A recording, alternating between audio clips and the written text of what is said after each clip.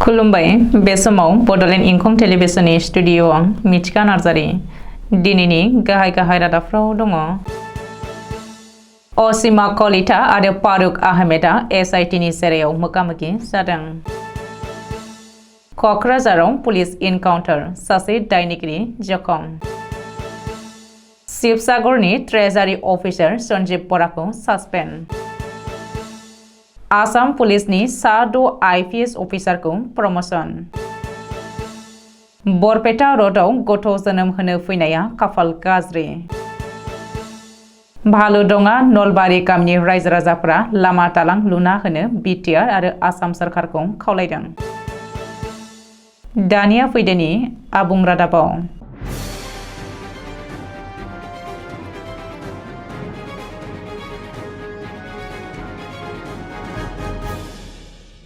APSC बेले-बेजेयाव मुं थिसननाय अफिसारफोरनि हेंथायै एसआइटिआ गोख्रों नायबिजिरगासिनो दङ। एसआइटिआ अजद गोनां अफिसारफोरखौ समन जारि खालामनानै सानफ्रोमबो सासेनि उनाव सासे सिआइडिनि मावख'आव नुजानो बिथोन होदों। एसआइटिनि नायबिजिरनायाव एपिएससि बेले-बेजेखौ लानानै गोदान सुलुङा सोराङाव फैगासिनो। एपिएससि बेले-बेजेयाव मुं थिसननाय सानै अफिसारा दिनैबो एसआइटिनि जेरायाव मोगा-मोगि जाहैदों। मिथिनो हानाय बायदिब्ला एपिएस फारुक आहमेद आरो एपिएस असीमा कलिताया दिनै सिआइडिनि मावख'आव थांनानै एसआइटिनि जेरा खालामनायाव मोगा-मोगि जादों। अजद थिखांनाय बायदिब्ला फारुक आहमेद आरो असीमा कलितानो एपिएससिनि सायख' आनजादाव नम्बर बारायना होनानै साख्रि होदोंमोन। फारुक आहमेदनि फिननाय बेलायाव 76 बारायनानै होदों। बेबायदिनो असीमा कलितानिबो 36 नम्बर बारायनानै होनाय जादोंमोन। रिपर्ट बायदिब्ला फारुक आहमेदा सायख' आनजादाव गासै 690 नाम्बारल' मोनदोंमोन, नाथाय 76 नम्बर बारायनानै 786 खालामनानै होदोंमोन। ओरैहाय असीमा कलितायाबो इलेक्टिभ साबजेक्टआव 98 नम्बरल' मोननो हादोंमोन, नाथाय 36 नम्बर बारायनानै बिनि नाम्बारखौ 134 खालामदोंमोन। बिटिआरनि बेन्दोंआव थानाय क'क्राझार जिल्लायाव फिन पुलिस इनकाउन्टार। क'क्राझाराव आजिरा मोननाय इन्जिनियार बुथारनाय जाथायनि दायनिगिरिखौ पुलिसआ इनकाउन्टार खालामदों। बुधबारखालि हराव क'क्राझार पुलिसआ सासे दायनिगिरिखौ इनकाउन्टार खालामदों। बे इनकाउन्टाराव सासे दायनिगिरिया जोखोम जादों। बबेखानि इनकाउन्टाराव जोखोम जानाय सुबुंखौ मानसि बुथारनायनि अजद होजानाय दायनिगिरि शम्भु काहार होननानै सिनायथिनो हादों। पुलिस जिम्मानिफ्राय खारखुमानो नाजानाय समावनो क'क्राझार पुलिसआ शम्भु काहारखौ गुलि गावदों। रिपर्ट बायदिब्ला पुलिसआ शम्भु काहारखौ नसुं रायजो सोनाब बंगनिफ्राय एरेस्ट खालामदोंमोन। मख'नो गोनांदि क'क्राझाराव तपन चक्रवर्ती मुंनि सासे आजिरा मोननाय इन्जिनियारखौ बुथारनाय जाथायनि दायनिगिरि शम्भु काहारा शिवसागर जिल्लानि ट्रेजारि अफिसार सन्जीब बराया साख्रिनिफ्राय सासपेन्ड खालामजाबाय। घुस लानाय आरो गुबुन दायनि थाखाय सासपेन्ड खालामजादों ट्रेजारि अफिसार सन्जीब बराया। आसाम सोरखारनि रांखान्थि बिफाना सन्जीब बराखौ सासपेन्ड खालामदों। सन्जीब बरानि हेंथायै माखासे सुबुंफोरनिफ्राय घुस लानानै बिल पास खालामनायनि गोख्रों अजद थिखांदों। बे अजदआ थिखांनायनि उनावनो शिवसागर जिल्ला बेंगिरिया नायबिजिरनायनि उनाव सन्जीब बराखौ साजायारि महरै साख्रिनिफ्राय सासपेन्ड खालामदों।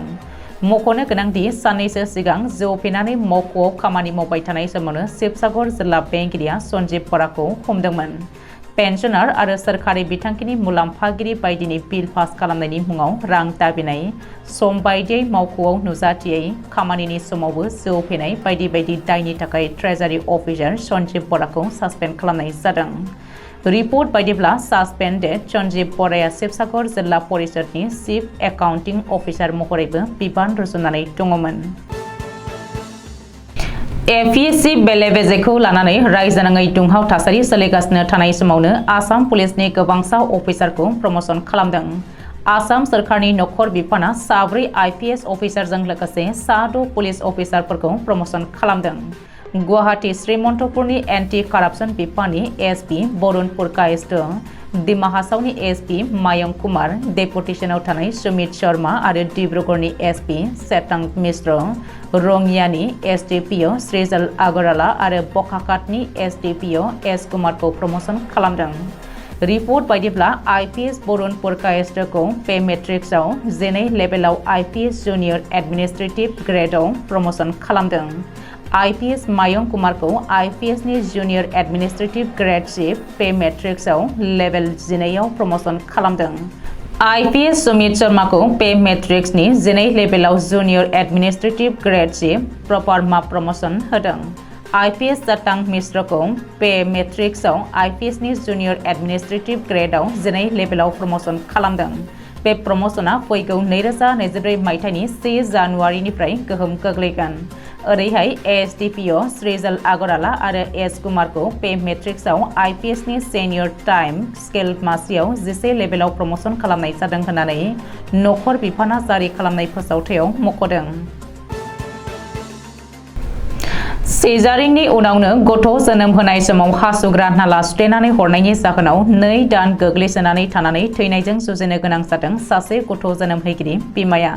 जोबथारनायाव एम्बुलेन्सनि हेफाजाबजों बरपेटा रड थानायाव थांनानै सासे गथ' जोनोम होगिरि बिमाया बरपेटा रड FRU आव खामानि मावबाय थानाय दायनिगिरि देहा फाहामथाय होगिरि डाक्टर अरूप कलितानि हेंथायै एजाहार होयो।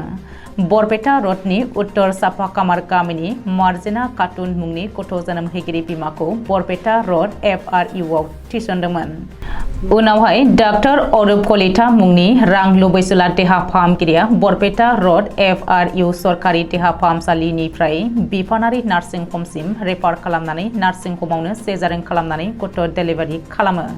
उनावहाय डाक्टर अरूप कलिताया गथ' जोनोम होगिरि बिमाखौ सेजारिंनि समाव हासुग्रा नालाखौ हास'नानै सुजाबनानै हासुग्रा नालाखौ बन्द' खालामनानै होयो।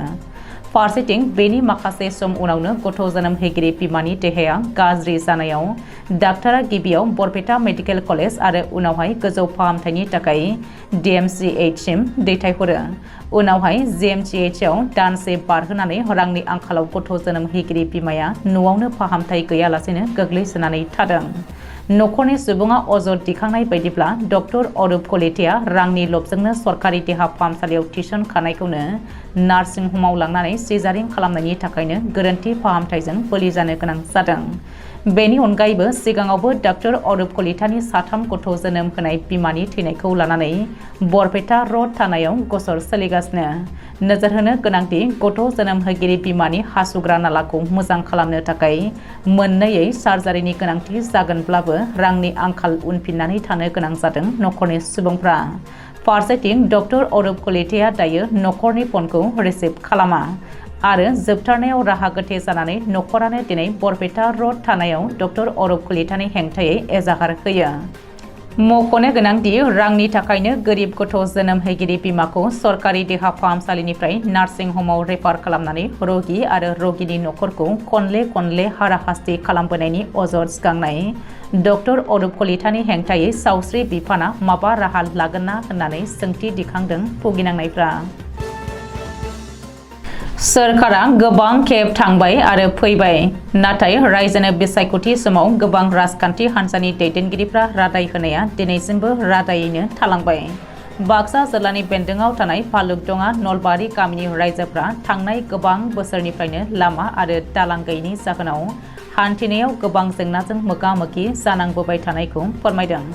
बिथांमोना फोरमायथिनाय बायदिब्ला फालुगदङा नलबारि गामिनि रायजोफ्रा मसलपुर बरमा फोनांजाब लामा सेराव थानाय जाम्फैनि सायाव दालां गैयैनि जाहोनाव गाहाय लामाजों फरायसालियाव थांलाय फैलाय खालामग्रा फरायसाफोर, फालांगिरिफोर आरो हरखाब बेरामाव गोग्लैनाय बेरामिफोरखौ देहा फाहामसालियाव लांनायाव जोबोद जेंनानि मोगा-मोगि जानायखौ फोरमायदों। मख'जाथावदि नलबारि गामिनि रायजो राजाफोरनो गोबां राजखान्थि दोलोनि दैदेनगिरिफोरानो बिसायख'थि सम सफैब्ला गामियाव फैनानै लामा आरो दालांखौ बानायनानै होनो बाथ्रा होयोब्लाबो नाथाय बिसायख'थियाव देरहालांब्लाबो रावबो खौरां लाफिना आरो दिनैसिम रावबो बानायनानै होनो सिगांबोआसै होननानै अजद होनायखौ नुनो मोनो। दिनैनि रादाबा एसेनोसै, गोजोन्थों।